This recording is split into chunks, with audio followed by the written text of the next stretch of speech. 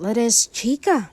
PA or personal assistant ni Donnie Pangilinan nagsalita na ukol sa katotohanan tungkol sa relasyon ng kanyang boss na si Donnie at si Bel Mariano. Ano nga bang tunay na nararamdaman ng aktor sa kanyang ka-love team na si Bel? Saad ng PA ni Donnie, mahal na mahal niya si Bel. Alam niyo ba, it is June 10, I think 2020 or 2021, nakalimutan ko na.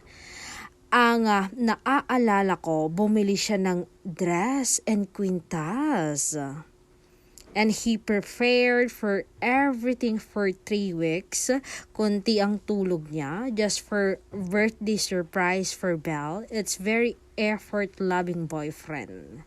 Doon ko napatunayan na ay seryoso pala si boss kay Ma'am Belinda. Basta mahal na mahal nila ang isa't isa. Mahal ni Donnie si Belle.